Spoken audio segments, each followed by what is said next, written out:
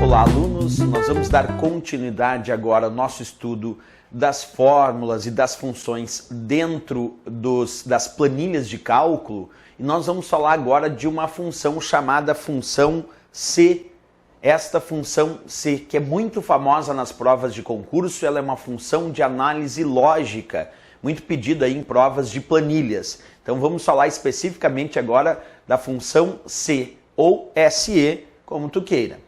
Esta função C, ela, como eu já disse, é uma função de análise lógica. Então, num contexto teórico, nós diríamos, ela verifica se uma condição foi satisfeita e retorna um valor se for verdadeiro e retorna um outro valor se for falso.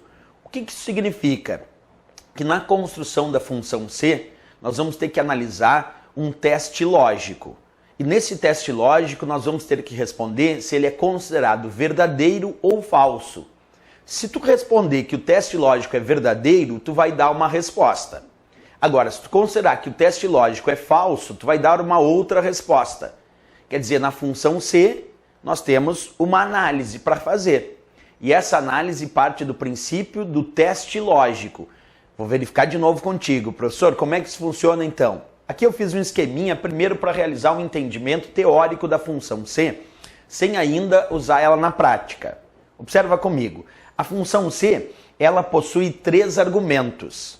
E como ela possui 3 argumentos, e quem separa argumentos nas planilhas é o ponto e vírgula, então eu diria, dentro da função C, nós vamos encontrar um primeiro argumento, um segundo argumento e um terceiro argumento. E esses argumentos estarão separados por ponto e vírgula, que é o símbolo, é o operador que separa os argumentos de uma função.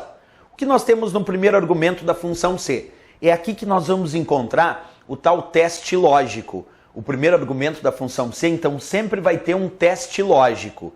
E nesse teste lógico é que tu vai ter que avaliar para responder se esse teste lógico é considerado verdadeiro ou se o teste lógico é considerado falso.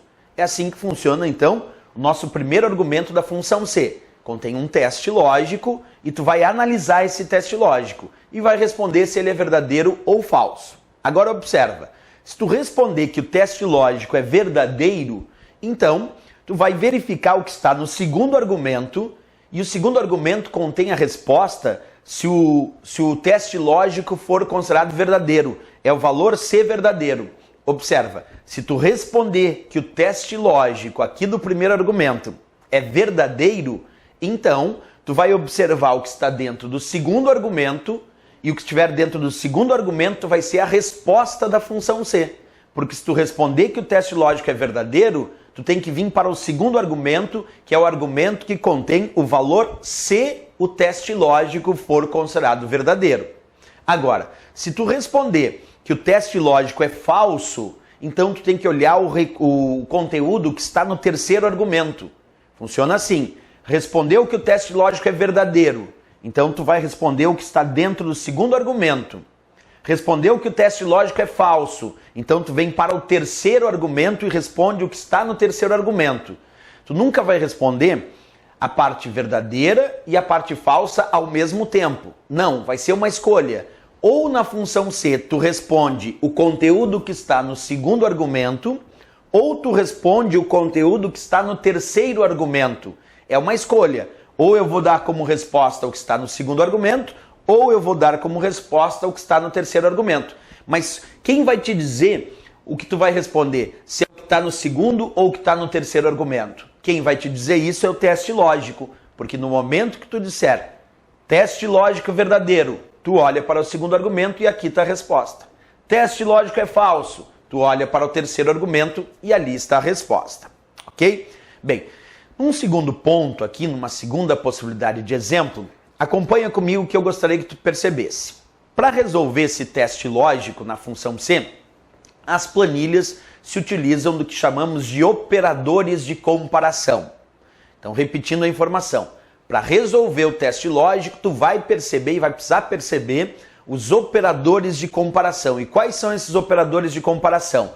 Pode aparecer o sinal menor, pode aparecer o sinal maior, pode aparecer maior ou igual, pode ainda aparecer o sinal o sinal menor ou igual, que é esse. Agora sim, o sinal maior ou igual. Podemos ter o próprio sinal de igualdade como um operador de comparação.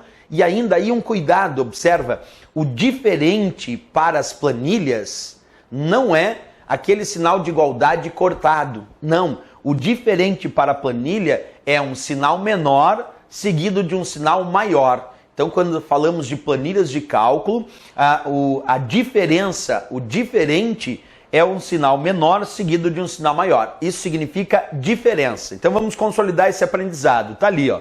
Aqui eu tenho o sinal menor, como operador de comparação. Aqui eu tenho o sinal maior, o sinal menor ou igual.